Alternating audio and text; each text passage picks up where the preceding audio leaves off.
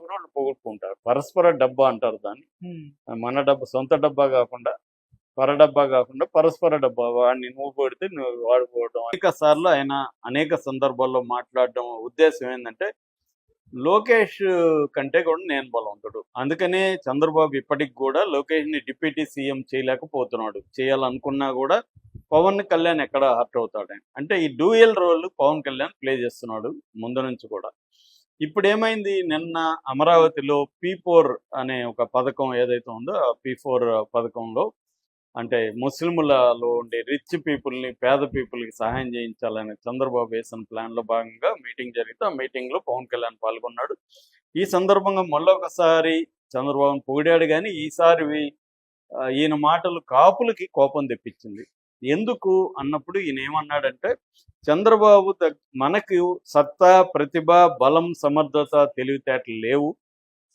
సత్తా, ప్రతిభ, బలం, సమర్థత, తెలివితేటలు ఉన్నది చంద్రబాబుకు. అందుకనే నేను ఆయన సపోర్ట్ చేశాను అన్నాడు. ఇది కాపుల్ని హర్ట్ చేసింది. ఎందుకంటే రామారావు తర్వాత 1983 తర్వాత రెండే కులాలు ఆంధ్రప్రదేశ్ని పరిపాలిస్తున్నాయి. ఒకటి కమ్మ, ఒకటి రెడ్డి. సో ఈ కమ్మారెడ్డి తర్వాత బలంగా ఉన్నది కాపు. కాపు అనేది సింగిల్ కులం కాదు, అనేక కులాల కలయికే కాపు. అయినప్పటికీ కూడా కాపు అన్న ఒక సామాజిక వర్గం తాము అధికారంలోకి రావాలని అనుకుంటారు. ఎప్పుడైనా కూడా ఒక వర్గం ఆర్థికంగా, సామాజికంగా బలపడిన తర్వాత వాళ్ళ గోల్ ఎక్కడ ఉంటుంది, రాజకీయంగా ఉంటుంది. ఎందుకంటే అంతిమంగా రాజకీయ అధికారమే నిర్ణయిస్తుంది మిగతా విషయాల్ని. ఓన్లీ డబ్బులు ఉంటే సరిపోదు, లేకపోతే సామాజికంగా నువ్వు ఎదిగితే సరిపోదు. రాజకీయ అధికారాన్ని కైవసం. అందుకని రాజ్యాధికారమే మా లక్ష్యం అని అనేక గ్రూపులు చెప్తుంటారు. బీసీలు కావచ్చు, దళితులు కావచ్చు, వీళ్ళందరూ అల్టిమేట్ గోల్ రాజ్యాధికారం. రాజ్యాధికారం అంటే ఏంటి, ఏ సీఎం ప్రధానంగా, రాష్ట్రం అయితే సీఎం ప్రధానం. ఎందుకంటే ముఖ్యమంత్రి ఎవరు, ఏ కులం అనే దాన్ని బట్టి వాళ్ళ ఆ కులానికి సంబంధించిన మిగతా విషయాలు ఉంటాయన్నమాట. సో అలాగా కాపులు ఏం చేశారంటే, ఫస్ట్ ఈ కాపుల్లో ఉండే దీన్ని దాసరి నారాయణరావు కొద్ది రోజులు బాగా ఉపయోగించుకున్నప్పుడు దాసరి నారాయణరావు ఏంటంటే చిరంజీవిని ఒక ఆయుధంగా పెట్టి నేను పార్టీ పెడతానని చెప్పి బెదిరిస్తూ కాంగ్రెస్ని తన పబ్బం గడుపుకున్నాడు ఆయన. చిరంజీవికి ఇది అర్థమైంది, నన్ను ఇతను ఉపయోగించుకుంటున్నాడు అన్న విషయం ఈయనకి అర్థమైంది.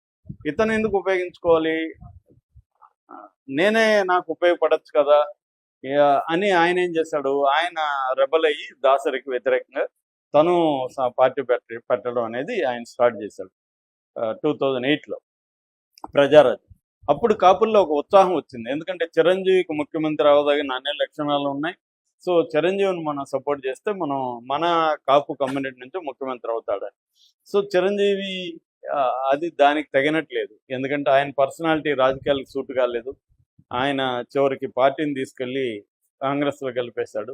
సో వీళ్ళందరూ కాపు నాయకులు కావచ్చు, కాపు సమాజం అంతా కూడా డిసప్పాయింట్మెంట్లోకి వెళ్ళిపోయింది. అంటే నాయకుడు లేని సమూహం లాగా అయిపోయింది.